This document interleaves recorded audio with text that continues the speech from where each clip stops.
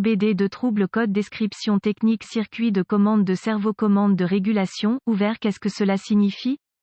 Il s'agit d'un code de diagnostic générique (DTC) du groupe motopropulseur et s'applique généralement aux véhicules OBD2 avec régulateur de vitesse. Les marques de véhicules peuvent inclure, mais sans s'y limiter, Dodge, Chrysler, Ram, Jeep, Hyundai, BMW, Vauxhall, Mini, Chevrolet, etc. De nombreux avantages sont associés à la fonction de régulateur de vitesse. Sur les longs trajets, il n'est pas nécessaire de surveiller et d'ajuster constamment les vitesses en fonction de la circulation et des lois sur la circulation. Vous appuyez sur un bouton ou deux, et une combinaison de capteurs, solénoïdes, modules, etc. Assurez-vous de garder le véhicule en mouvement à la vitesse spécifiée jusqu'à ce que vous ou éventuellement des influences extérieures, désactivez ou ajustez la vitesse en conséquence, sans oublier que le véhicule aura une bonne idée sur la façon de maintenir l'économie de carburant à un bon niveau tout au long du voyage, car lorsque nous conduisons, nous ne prenons pas nécessairement tout en compte pour réduire les coûts. Heureusement pour nous, l'ECM, module de commande du moteur, est responsable du fonctionnement transparent mais efficace du régulateur de vitesse. Le bon fonctionnement des systèmes repose sur de nombreux capteurs, commutateurs, modules, VSS, etc. L'un d'eux étant le servo régulateur de vitesse. La plupart du temps, ceux-ci sont responsables du contrôle de l'accélérateur lorsque vous réglez ou réglez le régulateur de vitesse, en contrôlant l'accélérateur et en ajustant en conséquence. Avec ce servo, l'ECM peut ajuster la vitesse facilement et efficacement, plusieurs fois. Ces servos sont contrôlés mécaniquement via des lignes de vide et des câbles d'accélérateur. Le vide du servo est contrôlé par des solénoïdes qui sont à leur tour contrôlés par l'ECM, qui peuvent interpréter toutes les autres valeurs avant de spécifier la position du papillon, la vitesse, etc.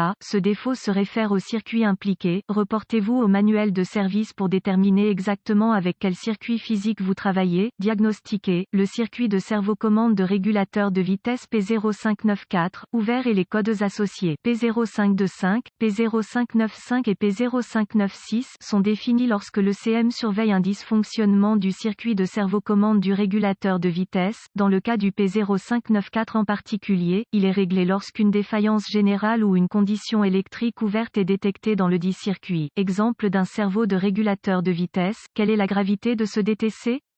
Je vais définir la gravité de ce code sur moyen. En ce qui concerne la plupart des codes d'erreur OBD2 du régulateur de vitesse, ils sont assez mineurs. Cela étant dit, dans ce cas, parce que le servo du régulateur de vitesse n'est pas seulement directement connecté à la commande des gaz via un câble mais qu'il est parfois responsable de la position des gaz, il serait plus sévère que la plupart. Pour souligner un point, si vous négligez un défaut OBD2 actif, vous courez le risque de ne pas être au courant de nouveaux codes de défaut, même lorsqu'ils ne présentent aucun symptôme. S'ils ne sont pas surveillés, les codes d'erreur OBD2 peuvent entraîner des problèmes plus graves et coûteux. Quels sont certains des symptômes du code?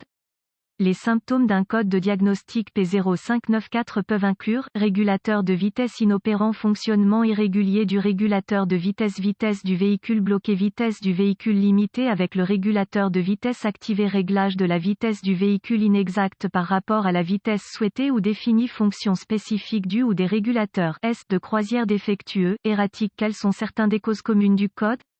Les causes de ce code de régulateur de vitesse P0594 peuvent inclure servo de régulateur de vitesse défectueux, endommagé, câble du servo de régulateur de vitesse cassé, coincé, déconnecté, mal réglé, problème de câblage, problème d'ECM, module de commande du moteur, problème d'intrusion d'eau du module, problème de connecteur P0594. Certains diagnostics et dépannages du P0594 pas. La première étape du processus de dépannage pour tout dysfonctionnement consiste à rechercher dans les bulletins de service technique (BST) les problèmes connus avec le véhicule spécifique. Les étapes de diagnostic avancé deviennent très spécifiques au véhicule et peuvent nécessiter l'équipement et les connaissances avancées appropriées pour fonctionner avec précision. Nous incluons les étapes de base ci-dessous mais nous référons à un guide de réparation spécifique à l'année, la marque, le modèle, le groupe motopropulseur pour les étapes spécifiques à votre véhicule.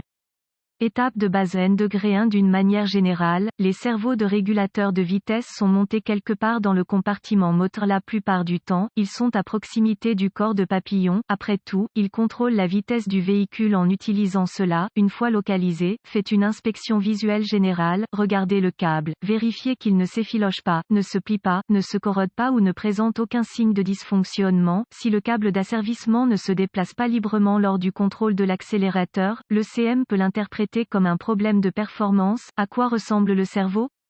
Ceux-ci sont généralement contrôlés par le vide, de sorte que leur état physique pourrait indiquer un problème. Il est important de vérifier toutes les conduites de vide allant au cerveau lui-même. Toutes les conduites fissurées ou détériorées doivent être considérées comme un signe de la santé de votre système d'aspiration. Je recommande donc de remplacer toutes les conduites de vide concernées car elles sont peu coûteuses et pourraient vous éviter des problèmes à l'avenir. Étape de base N-2 sur le côté électrique des choses. Vérifiez le connecteur sur le cerveau. Les languettes cassées ou les connexions desserrées doivent être réparées. Le harnais peut traverser des zones étroites ou des pièces mobiles, alors soyez conscient des zones de frottement qui pourraient causer un problème et réparer les fils cassés, endommagés. Étape de base croisillon 3 selon les capacités de votre outil d'analyse OBD2. Vous pouvez potentiellement surveiller le fonctionnement du cerveau avec celui-ci connecté au véhicule. Parfois, vous pouvez recevoir des pourcentages ou des valeurs électriques. Quoi qu'il en soit, vous pouvez comparer les valeurs à son fonctionnement physique en le regardant sous le capot, avec les roues sur le sol. Il s'agit d'une ancienne procédure qui peut poser des problèmes, en particulier lorsque l'on parle de véhicules plus modernes. Cela dit, assurez-vous toujours que toutes les procédures de diagnostic, réparation sont également recommandées par le fabricant de votre véhicule. Si vous négligez de faire vos recherches ici, vous pourriez facilement endommager d'autres composants du véhicule.